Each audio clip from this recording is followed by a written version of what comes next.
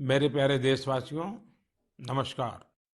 आज आपसे मन की बात एक ऐसे समय कर रहा हूं जब कोरोना हम सभी के धैर्य, हम सभी के दुख बर्दाश्त करने की सीमा की परीक्षा ले रहा है। बहुत से अपने हमें असमय छोड़कर चले गए हैं। कोरोना की पहली वेव का सफलतापूर्वक मुकाबला करने के बाद देश हौसले से भरा हुआ था, आत्मविश्वास से भरा हुआ था। लेकिन इस तूफान ने देश को झकझोर दिया है। साथियों, बीते दिनों इस संकट से निपटने के लिए मेरी अलग-अलग सेक्टर्स के एक्सपर्ट्स के साथ, विशेषज्ञों के साथ लंबी चर्चा हुई है। हमारी फार्मा इंडस्ट्री के लोग हों, वैक्सीन मैन्युफैक्चरर्स हों, ऑक्सीजन के प्रोडक्शन से जुड़े लोग हों या फिर मेडिकल फील्ड के जानकार, उन्होंने अपने महत्वपूर्ण सुझाव सरकार को दिए हैं। इस समय हमें इस लड़ाई को जीतने के लिए एक्सपर्ट्स और वैज्ञानिक सलाह को प्राथमिकता देनी है। राज्य सरकार के प्रयत्नों को आगे बढ़ाने में भारत सरकार पूरी शक्ति से जुटी हुई है। राज्य सरकारें भी अपना दायित्व निभाने की पूरी कोशिश कर रही हैं। साथियों, कोरोना के खिलाफ इस समय बहुत बड़ी लड़ाई देश के डॉक्टर और हेल्थ वर्कर्स लड़ रहे हैं।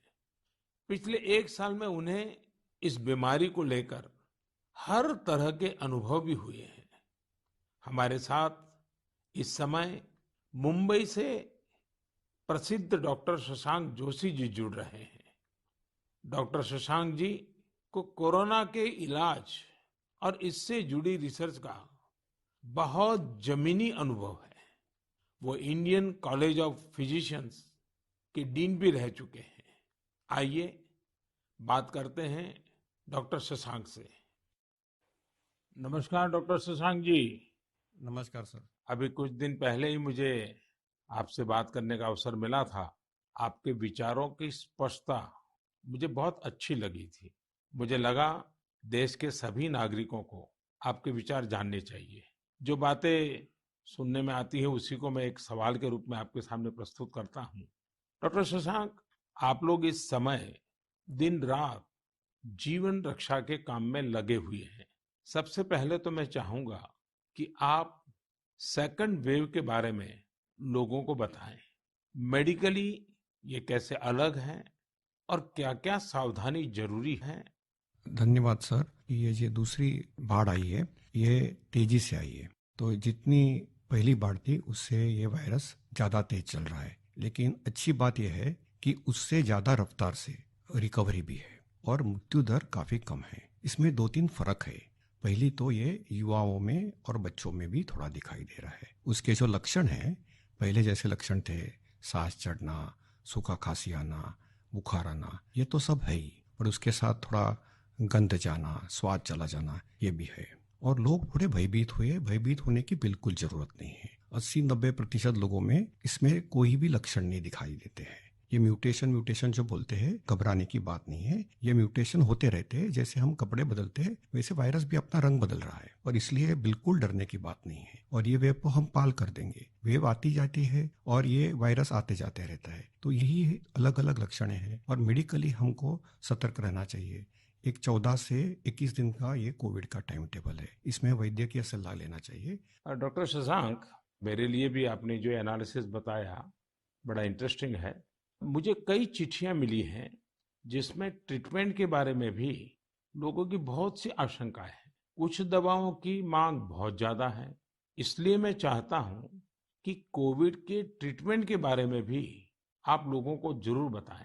हाँ सर, क्लिनिकल ट्रीटमेंट लोग बहुत देरी से चालू करते हैं और अपने आप बीमारी से दब जाएंगी ये भरोसे पे रहते हैं, और मोबाइल पे आने वाली बातों पे भरोसा रखते हैं। और अगर सरकारी दी हुई सूचना का पालन करे तो ये कठिनाई का सामना नहीं आता है। तो कोविड में जो ट्रीटमेंट क्लिनिकल प्रोटोकॉल है उसमें 3 प्रकार की तीव्रता है: हल्का या माइल्ड कोविड, मध्यम या मॉडरेट कोविड, और तीव्र कोविड जो सीवियर कोविड बोलते हैं, इसके लिए है। तो जो हल्का कोविड है उसके लिए तो हम ऑक्सीजन का मॉनिटरिंग करते हैं, पल्स का मॉनिटरिंग करते हैं, बुखार का मॉनिटरिंग करते हैं, बुखार बढ़ जाता है तो कभी कभी पैरासीटामोल जैसी दवाई का इस्तेमाल करते हैं, और अपने डॉक्टर से संपर्क करना चाहिए।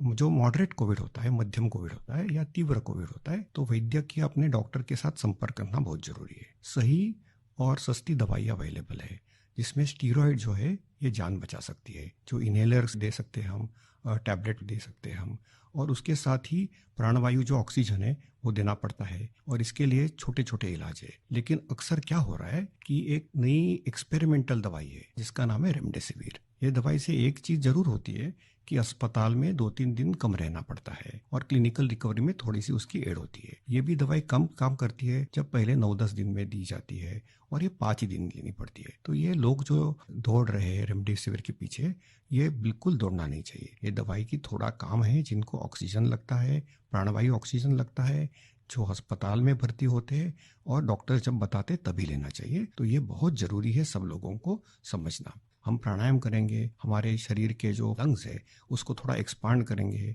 और जो हमारी खून पतली करने वाली जो इंजेक्शन आती है जिसको हम हिपैरिन बोलते हैं, ये छोटी छोटी दवाइयाँ देंगे तो 98% लोग सर ठीक हो जाते हैं।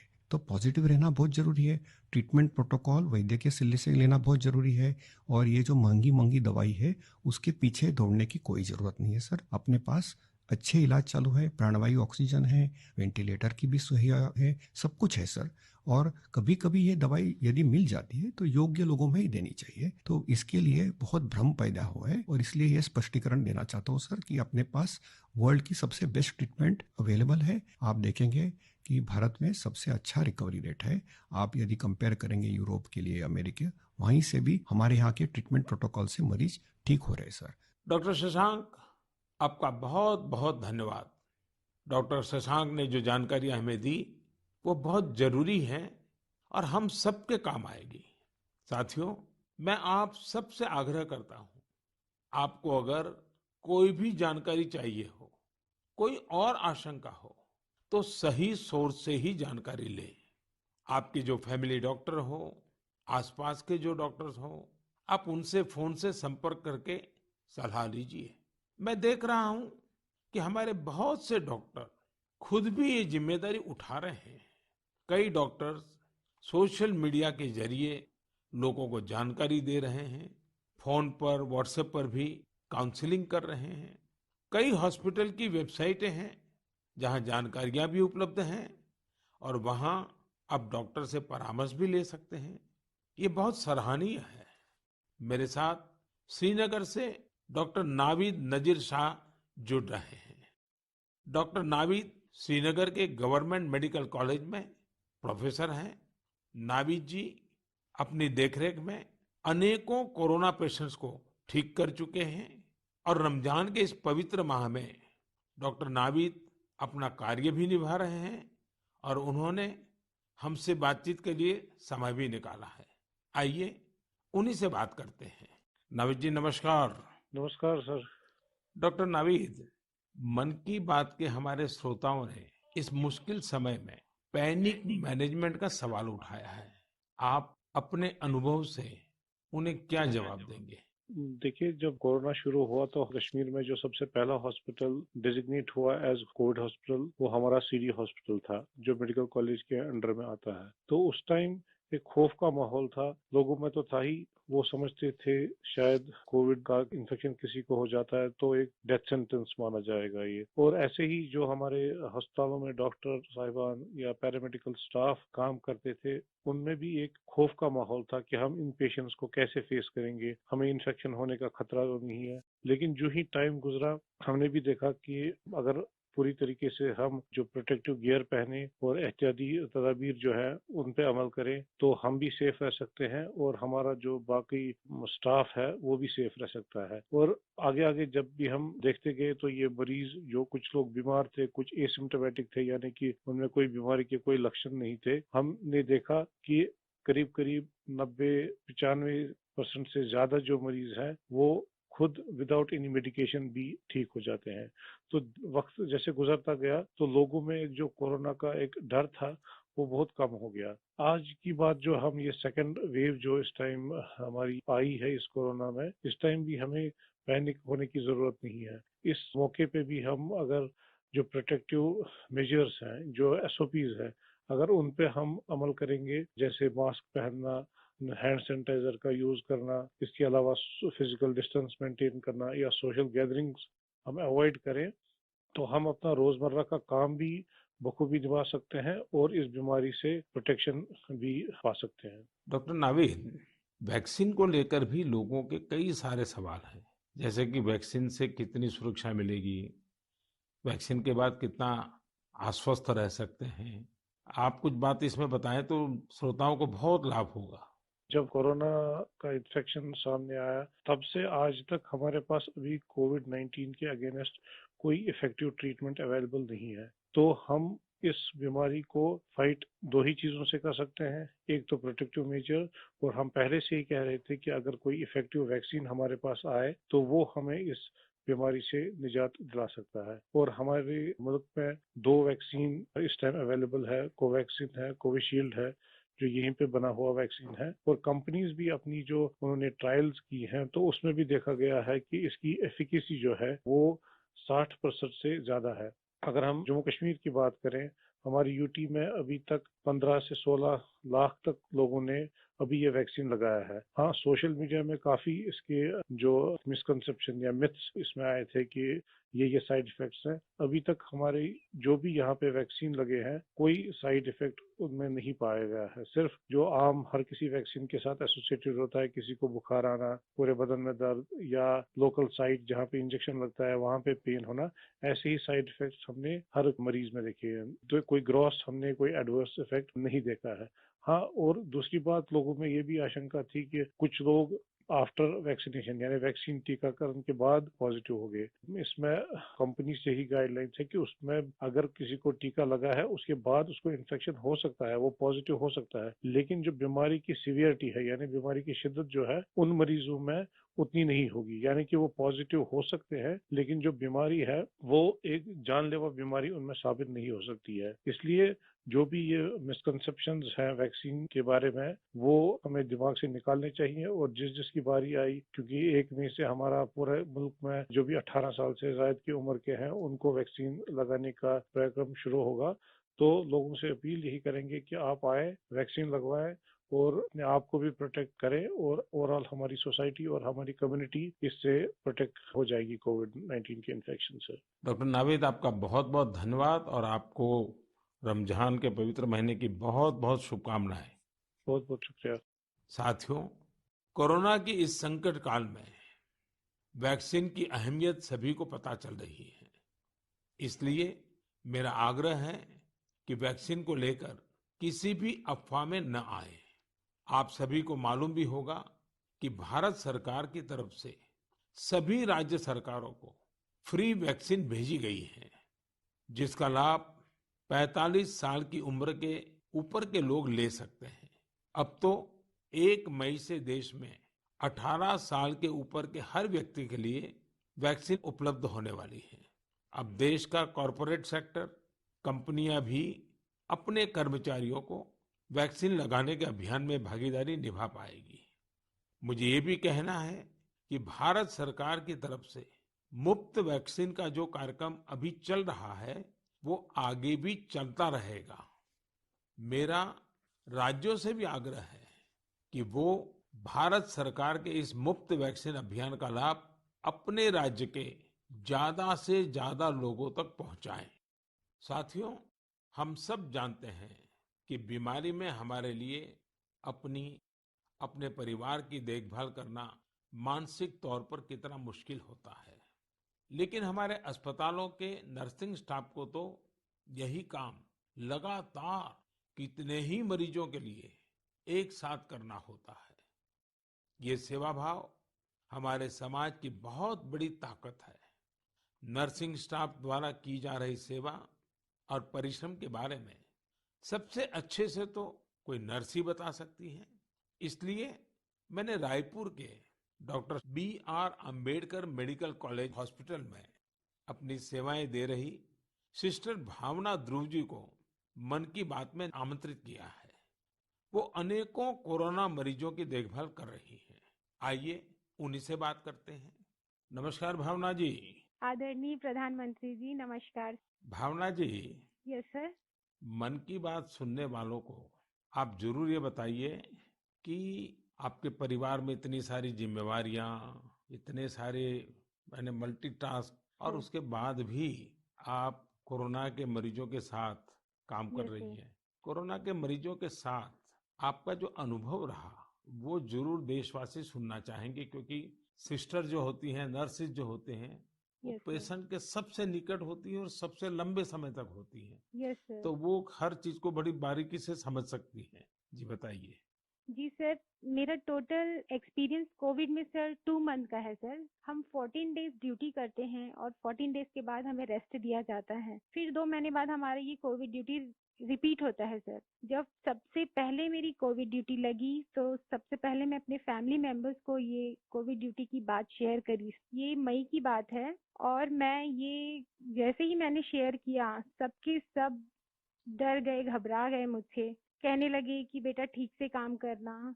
एक इमोशनल सिचुएशन था सर बीच में, जब मेरी बेटी मुझसे पूछी, मम्मा आप कोविड ड्यूटी जा रहे हो? तो उस समय बहुत ही ज़्यादा मेरे लिए इमोशनल मोमेंट था। लेकिन जब मैं कोविड पेशेंट के पास गई तो मैं एक जिम्मेदारी घर में छोड़ के गई और जब मैं कोविड पेशेंट से मिली सर तो वो उनसे और ज़्यादा घबराए हुए थे। कोविड के नाम से सारे पेशेंट इतना डरे हुए थे सर कि उनको समझ में ही नहीं आ रहा था कि उनके साथ क्या हो रहा है, हम आगे क्या करेंगे। हम उनके डर को दूर करने के लिए उनसे बहुत अच्छे से हेल्दी एनवायरनमेंट दिए सर उन्हें। हमें जब ये कोविड ड्यूटी करने को कहा गया तो सर सबसे पहले हमको पीपी किट पहनने के लिए कहा गया सर, जो कि बहुत ही कठिन है। पीपी किट को पहन करके ड्यूटी करना सर, ये बहुत टफ था हमारे लिए। मैंने 2 मंथ की ड्यूटी में हर जगह 14-14 दिन ड्यूटी किए, वार्ड में, आईसीयू में, आइसोलेशन में सर। यानी कुल अलग। मिलाकर तो आप 1 साल से इसी काम को कर रही है। Yes sir. वहाँ जाने से पहले मुझे नहीं पता था कि मेरे कलीग्स कौन है। हम एक टीम मेंबर की तरह काम किए सर, उनका जो भी प्रॉब्लम थे उनको शेयर किए। हम जाने पेशेंट के बारे में और उनका स्टिग्मा दूर किया सर। कई लोग ऐसे थे सर कि जो कोविड के नाम से ही डरते थे। वो सारे सिम्टम्स उनमें आते थे जब हम हिस्ट्री लेते थे उनसे, लेकिन वो डर के कारण वो अपना टेस्ट नहीं करवा पाते थे। तो हम उनको समझाते थे और सर जब सीवियरिटी बढ़ जाती थी तब उनका लंग्स ऑलरेडी इन्फेक्टेड हो चुका रहता था, तब उनको आईसीयू की जरूरत रहती थी, तब वो आते थे और साथ में उनकी पूरी फैमिली आती थी। तो ऐसा 1-2 केस हमने देखा सर। और ऐसा भी नहीं कि हर एक एज ग्रुप के साथ काम किया सर हमने, जिसमें छोटे बच्चे थे, महिला, पुरुष, बुजुर्ग, सारे तरह के पेशेंट थे सर। उन सबसे हमने बात करी तो सबने कहा कि हम डर की वजह से नहीं आ पाए। सबका यही हमें आंसर मिला सर। तो हम उनको समझाएं सर कि डर कुछ नहीं होता है, आप हमारा साथ दीजिए, हम आपका साथ देंगे। बस आप जो भी प्रोटोकॉल्स है उसे फॉलो कीजिए। बस हम इतना उनसे कर पाए सर। भावना जी, मुझे बहुत अच्छा लगा आपसे बात कर करके। आपने काफी अच्छी जानकारियां दी हैं, अपने स्वयं के अनुभव से दी हैं। जी तो सर। जरूर देशवासियों को इससे एक पॉजिटिविटी का मैसेज जाएगा। आपका बहुत बहुत धन्यवाद Bhavna ji. Thank you so much sir, thank you so much. जय हिंद सर। जय हिंद। भावना जी और नर्सिंग स्टाफ के आप जैसे हजारों लाखों भाई बहन बखूबी अपना कर्तव्य निभा रहे हैं।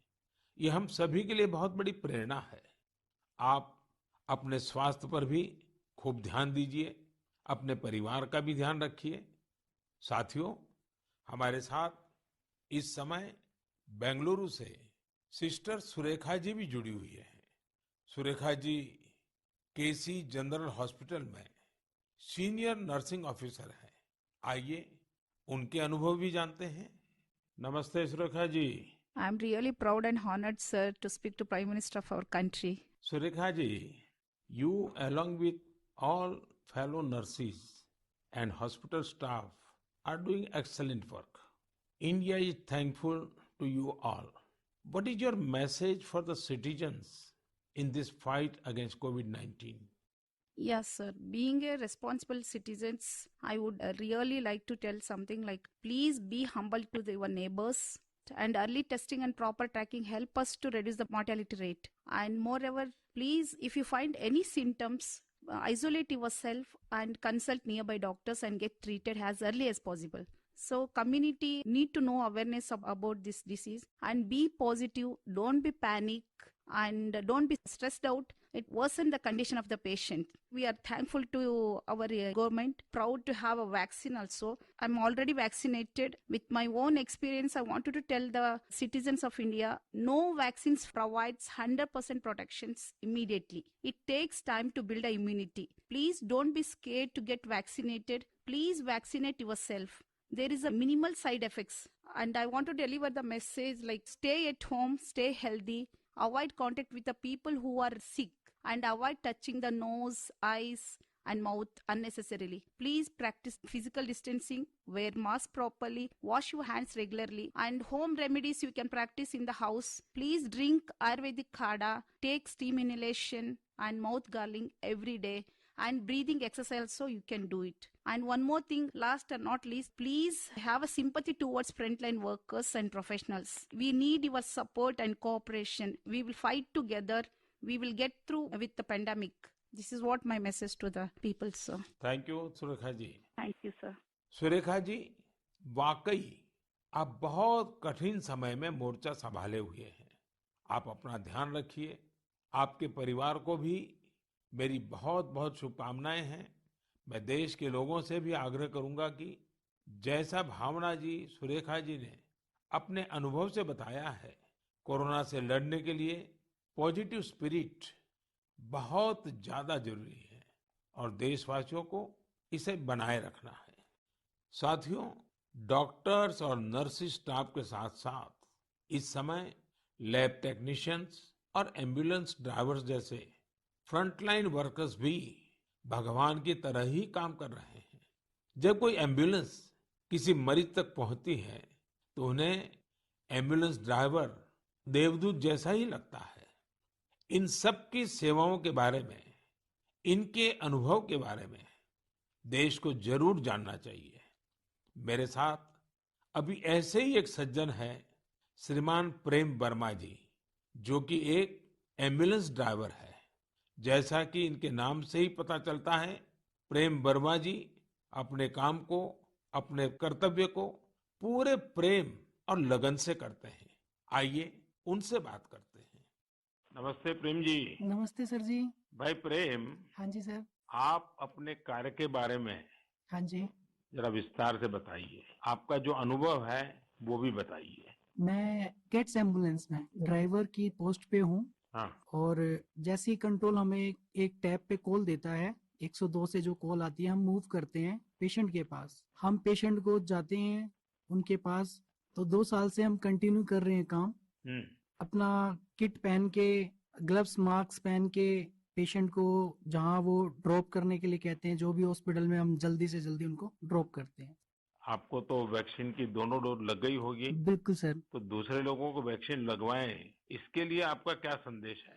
सर बिल्कुल, सभी को ये डोज लगवानी चाहिए और अच्छी ही है फैमिली के लिए भी। अब मुझे मेरी मम्मी कहती है ये नौकरी छोड़ दो। मैंने बोला मम्मी, अगर मैं भी नौकरी छोड़ के बैठ जाऊंगा तो सब और पेशेंट को कैसे कौन छोड़ने जाएगा, क्योंकि सब इस कोरोना काल में सब भाग रहे हैं, सब नौकरी छोड़ छोड़ के जा रहे हैं। मम्मी भी मुझे बोलती है कि बेटा ये नौकरी छोड़ दे। मैंने बोला नहीं मम्मी, मैं नौकरी नहीं छोड़ूंगा। प्रेम जी, माँ को दुखी मत करना, नहीं माँ सर। को समझाना। हाँ जी। लेकिन ये जो आपने माँ वाली बात बताई ना, हाँ जी। ये बहुत ही छूने वाली है। आपकी माता जी को भी हाँ जी। मेरा प्रणाम कहिएगा। बिल्कुल। हाँ। हाँ जी। और प्रेम जी, मैं आपके माध्यम से हाँ जी। ये एम्बुलेंस चलाने वाले हमारे ड्राइवर भी हाँ जी। कितना बड़ा रिस्क लेकर के काम कर रहे हैं हाँ जी। और हरेक की माँ क्या सोचती है, बिल्कुल सर। ये बात जब श्रोताओं तक पहुंचेगी, हाँ जी। मैं जरूर मानता हूँ कि उनको भी दिल को छू जाएगी। हाँ जी। प्रेम जी, बहुत बहुत धन्यवाद। आप एक प्रकार से प्रेम की गंगा बहा रहे हैं। धन्यवाद सर जी। धन्यवाद भैया। धन्यवाद। साथियों, प्रेम वर्मा जी और इन जैसे हजारों लोग आज अपना जीवन दांव पर लगाकर लोगों की सेवा कर रहे हैं। कोरोना के खिलाफ इस लड़ाई में जितने भी जीवन बच रहे हैं, उसमें एम्बुलेंस ड्राइवर्स का भी बहुत बड़ा योगदान है। प्रेम जी, आपको और देश भर में आपके सभी साथियों को मैं बहुत बहुत साधुवाद देता हूं। आप समय पर पहुंचते रहिए, जीवन बचाते रहिए। मेरे प्यारे देशवासियों, ये सही है कि कोरोना से बहुत लोग संक्रमित हो रहे हैं, लेकिन कोरोना से ठीक होने वाले लोगों की संख्या भी उतनी ही ज्यादा है। गुरुग्राम की प्रीति चतुर्वेदी जी ने भी हाल ही में कोरोना को हराया है। प्रीति जी मन की बात में हमारे साथ जुड़ रही हैं। उनके अनुभव हम सबके काफी काम आएंगे। प्रीति जी नमस्ते। नमस्ते सर, कैसे हैं आप? मैं ठीक हूँ जी। सबसे हाँ पहले तो मैं आपकी कोविड-19 से जी। सफलतापूर्वक लड़ने के लिए जी। सराहना करूंगा। थैंक यू सो मच मेरी सर। कामना है आपका स्वास्थ्य और तेजी से बेहतर हो। जी, शुक्रिया सर। प्रीति जी, हाँ जी सर। ये सिर्फ आपके परिवार में आप ही का नंबर लगा कि परिवार के और सदस्य भी इसमें फंस गए हैं? नहीं नहीं सर, मैं अकेली ही हुई थी चलिए, आज पॉजिटिव। भगवान की कृपा रही। अच्छा, जी मैं सर। चाहूंगा हाँ जी कि सर। आप अपने इस पीड़ा के अवस्था के कुछ अनुभव अगर साझा करें, तो जी सर। शायद जो श्रोता है हाँ उनको भी जी। ऐसे समय कैसे अपने आप को संभालना चाहिए, इसका मार्गदर्शन मिलेगा। जी सर, ज़रूर। सर इनिशियली इस स्टेज में मेरे को बहुत ज़्यादा लेथार्जिक मतलब बहुत सुस्ती-सुस्ती आया और उसके बाद ना मेरे गले में थोड़ी-सी खराश होने लगी। तो उसके बाद ना मेरा थोड़ा-सा मेरे को लगा कि ये सिम्पटम्स है, तो मैंने टेस्ट कराने के टेस्ट कराया। दूसरे दिन रिपोर्ट आते ही जैसे ही मेरे को पॉजिटिव हुआ, मैं अपने आप को क्वारंटीन कर लिया। एक रूम में आइसोलेट करके अब डॉक्टर्स के साथ कंसल्ट करा मैंने उनसे, उनकी मेडिकेशन स्टार्ट कर तो दी। आपका परिवार बच गए आपके क्विक जी सर। एक्शन के कारण। जी सर, वो बाकी सबका भी बाद में कराया था, बाकी सब नेगेटिव थे, मैं ही पॉजिटिव थी और उससे पहले मैंने अपने आप को आइसोलेट कर लिया था एक रूम के अंदर। अपनी जरूरत का सारा सामान रख के उसको मैं अपने आप अंदर कमरे में बंद हो गई थी। और उसके साथ साथ मैंने फिर डॉक्टर के साथ मेडिकेशन स्टार्ट कर दी। तो मैंने मेडिकेशन के साथ साथ ना मैंने योगा, आयुर्वेदिक और साथ में मैंने ना काढ़ा भी लेना शुरू कर दिया था अपनी इम्यूनिटी बूस्ट करने के लिए। और सर मैं दिन में मतलब जब भी अपना भोजन वगैरह लेती थी उससे मैंने हेल्दी फूड जो कि प्रोटीन रिच डाइट थी वो लिया। मैंने बहुत सारा फ्लूइड लिया, मैंने स्टीम लिया, गार्गल किया और हॉट वाटर लिया। मैंने दिन भर मैं इन सब चीज़ों को ही अपने उस जीवन में लेती आई डेली। और सर इन दिनों में ना सबसे बड़ी बात मैं बोलना चाहूंगी कि घबराना तो बिल्कुल नहीं है, बहुत मेंटली स्ट्रांग करना, जिसके लिए मेरे को ना योगा ने बहुत ज्यादा, ब्रीदिंग एक्सरसाइज करती थी ना उससे मुझे अच्छा लगता था उसको करने से मुझे। अच्छा प्रीति जी, जब अब आपका प्रोसेस पूरा हो गया, आप संकट से बाहर निकल आई, हाँ अब आपका जी। टेस्ट भी नेगेटिव आ गया है, हाँ जी तो सर। फिर आप अपने स्वास्थ्य के लिए, जी इसके सर। देखभाल के लिए अभी क्या कर रही है? सर मैंने एक तो योगा बंद नहीं किया है, ठीक है। मैंने काढ़ा अभी भी ले रही हूँ और अपनी ना इम्यूनिटी बूस्ट रखने के लिए मैं अच्छा हेल्दी फूड खा रही हूँ अभी, जो कि मैं बहुत अपने आप को नेग्लेक्ट कर लेती थी, उस पर बहुत ध्यान दे रही हूँ मैं। धन्यवाद Preeti ji. Thank you so much sir. आपने जो जानकारी दी, मुझे लगता है ये बहुत सारे लोगों के काम आएगी। आप स्वस्थ रहें, आपके परिवार के लोग स्वस्थ रहें, मेरी आपको बहुत बहुत शुभकामनाएं। मेरे प्यारे देशवासियों, जैसे आज हमारे मेडिकल फील्ड के लोग, फ्रंटलाइन वर्कर्स, दिन रात सेवा कार्यों में लगे हैं, वैसे ही समाज के अन्य लोग भी इस समय पीछे नहीं है। देश एक बार फिर एकजुट होकर कोरोना के खिलाफ लड़ाई लड़ रहा है। इन दिनों मैं देख रहा हूं, कोई क्वारंटाइन में रह रहे परिवारों के लिए दवा पहुंचा रहा है, कोई सब्जियां, दूध, फल आदि पहुंचा रहा है, कोई एम्बुलेंस की मुफ्त सेवाएं मरीजों को दे रहा है। देश के अलग अलग कोने में इस चुनौतीपूर्ण समय में भी स्वयंसेवी संगठन आगे आकर दूसरों की मदद के लिए जो भी कर सकते हैं वो करने का प्रयास कर रहे हैं। इस बार गांवों में भी नई जागरूकता देखी जा रही है। कोविड नियमों का सख्ती से पालन करते हुए लोग अपने गांव की कोरोना से रक्षा कर रहे हैं। जो लोग बाहर से आ रहे हैं उनके लिए सही व्यवस्थाएं भी बनाई जा रही हैं। शहरों में भी कई नौजवान सामने आए हैं जो अपने क्षेत्र में कोरोना के केस न बढ़े, इसके लिए स्थानीय निवासियों के साथ मिलकर प्रयास कर रहे हैं। यानी एक तरफ देश दिन रात अस्पतालों, वेंटिलेटर्स और दवाइयों के लिए काम कर रहा है, तो दूसरी ओर देशवासी भी जी जान से कोरोना की चुनौती का मुकाबला कर रहे हैं। ये भावना हमें कितनी ताकत देती है, कितना विश्वास देती है। ये जो भी प्रयास हो रहे हैं, समाज की बहुत बड़ी सेवा है। ये समाज की शक्ति बढ़ाते हैं। मेरे प्यारे देशवासियों, आज मन की बात की पूरी चर्चा को हमने कोरोना महामारी पर ही रखा, क्योंकि आज हमारी सबसे बड़ी प्राथमिकता है इस बीमारी को हराना। आज भगवान महावीर जयंती भी है। इस अवसर पर मैं सभी देशवासियों को शुभकामनाएं देता हूँ। भगवान महावीर के संदेश हमें तप और आत्म संयम की प्रेरणा देते हैं। अभी रमजान का पवित्र महीना भी चल रहा है। आगे बुद्ध पूर्णिमा भी है। गुरु तेग बहादुर जी का 400वां प्रकाश पर्व भी है। एक महत्वपूर्ण दिन पोचिशे बोईशाख टैगोर जयंती का है। ये सभी हमें प्रेरणा देते हैं अपने कर्तव्य को निभाने की। एक नागरिक के तौर पर हम अपने जीवन में जितनी कुशलता से अपने कर्तव्यों को निभाएंगे, संकट से मुक्त होकर भविष्य के रास्ते पर उतनी ही तेजी से आगे बढ़ेंगे। इसी कामना के साथ मैं आप सभी से एक बार फिर आग्रह करता हूं कि वैक्सीन हम सबको लगवाना है और पूरी सावधानी भी रखनी है। दवाई भी, कड़ाई भी, इस मंत्र को कभी भी नहीं भूलना है। हम जल्द ही साथ मिलकर इस आपदा से बाहर आएंगे। इसी विश्वास के साथ आप सभी का बहुत बहुत धन्यवाद।